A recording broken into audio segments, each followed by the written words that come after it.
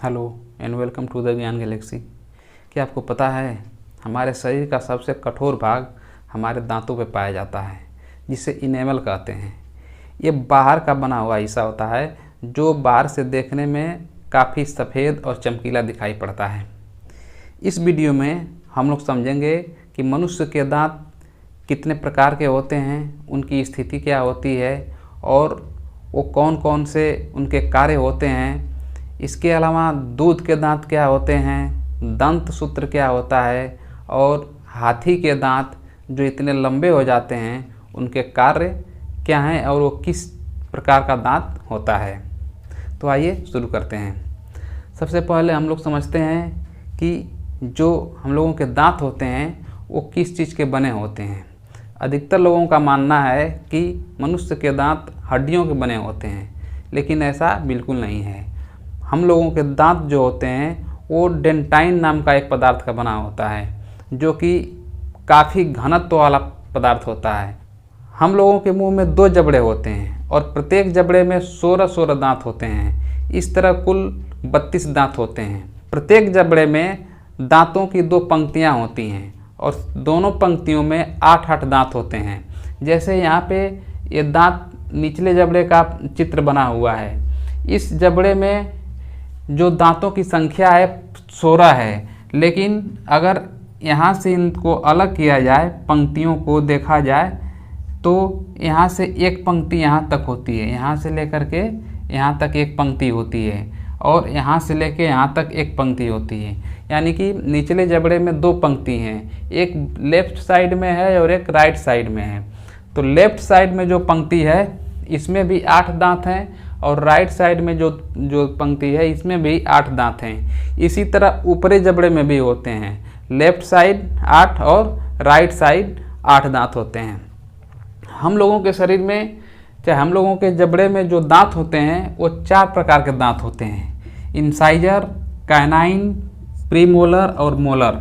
इनको हिंदी में कृंतक, रदनक, अग्रचौड़क और चौड़क कहते हैं। इनका काम अलग अलग होता है। जैसे इंसाइजर का काम होता है काटना, कैनाइन का काम होता है फाड़ना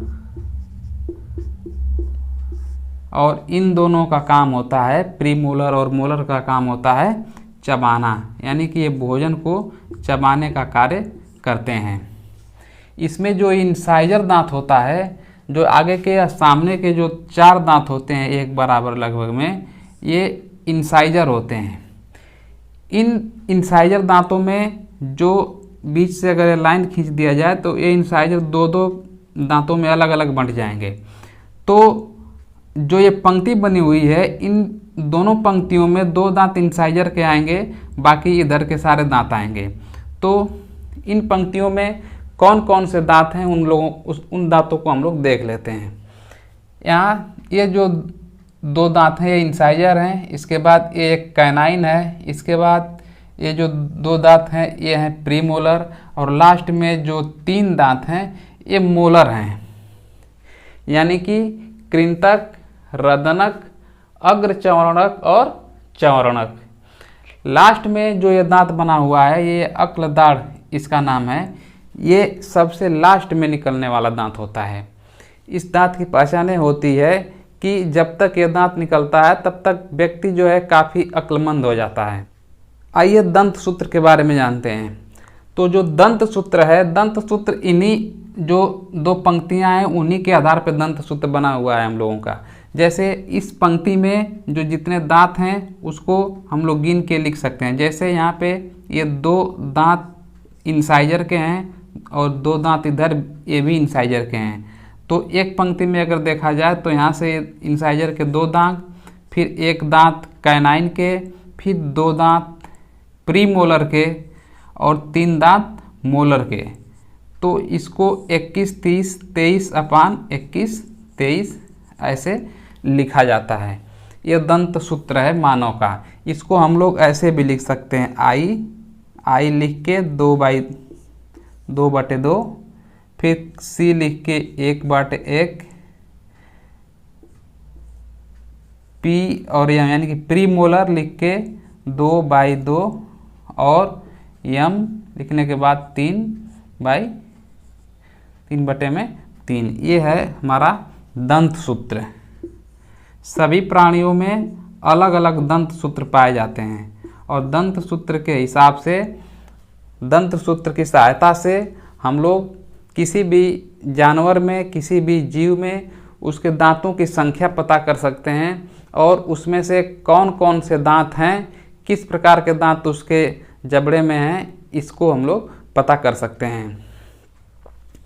इसके अलावा हम लोगों के शरीर में जो एक कैनाइन दांत पाया जाता है, ये दांत फाड़ने वाला दांत होता है जो अक्सर मांसाहारी जंतुओं में पाया जाता है।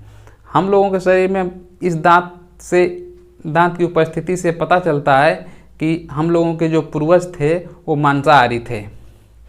अब आइए देखते हैं बच्चों में दांत कौन से होते हैं और कैसे कब निकलते हैं। तो बच्चों के जो दांत होते हैं जिन्हें दूध के दांत कहते हैं, दूध के दांत 6 महीने की अवस्था से निकलने शुरू होते हैं और 12-13 वर्ष तक ये रहते हैं। इसके बाद ये गिर जाते हैं और इसके जगह पे नए दांत निकलते हैं। दूध के दांतों की जो संख्या होती है 20 होती है और पूरा 20 के 20 जो दांत होते हैं ये निकलेंगे बारी बारी से और झड़ते जाएंगे बारी बारी से, यानी कि लास्ट तक ये पूरा 20 दांत झड़ जाते हैं और लास्ट में इनके जगह पे नए और अस्थायी दांत निकलते हैं। इसीलिए मनुष्य को डाइफाइडोंट यानी कि द्विबारदंती प्राणी कहा जाता है, यानी कि एक ऐसा प्राणी जिसमें 2 बार दांत निकलता हो। एक बार दांत निकलेगा तो उसे दूध के दांत कहेंगे या फिर अस्थायी दांत कहा जाता है, जो कि झड़ जाता है और उसके जगह पे अस्थायी दांत निकलते हैं। तो बच्चों में जो दांत होते हैं वो इन चारों तरह के जो दांत हैं, चारों दांतों में से सिर्फ प्रीमोलर दांत नहीं होता है, बाकी के 3 तरह के दांत उसमें होते हैं। तो उनका जो दंत सूत्र होता है उसको हम लोग 21/21/21/2, 0 का मतलब कि ये जो प्रीमोलर जो बताए हैं ये प्रीमोलर दांत बच्चों में नहीं पाया जाता है। बाकी ये 2 मोलर हैं, एक कैनाइन है और 2 जो है इंसाइजर हैं। तो बच्चों में 2, 2 4 और 1 5, 5 और 5 10, यानी कि 10 और 10 20, यानी 20 दूध के दांत होते हैं। इसमें सिर्फ प्रीमोलर दांत नहीं होता है।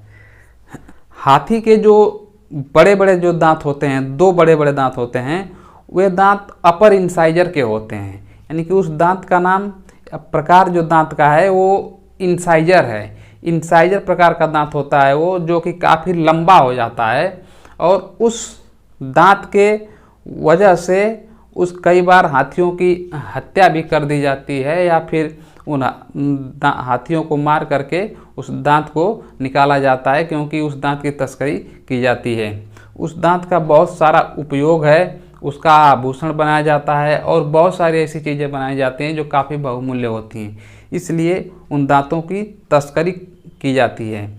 हाथी में उन दांतों का काफ़ी उपयोग है, यानी कि उस दांत से हाथी मिट्टी में खोद के पानी की खोज भी कर पाते हैं वो लोग। बाकी वो उस दांत की वजह से किसी वस्तु को पकड़ते हैं या फिर उठाने में उसकी मदद लेते हैं। इसके अलावा उस दांत से वो अपने सूंड की सुरक्षा कर पाते हैं।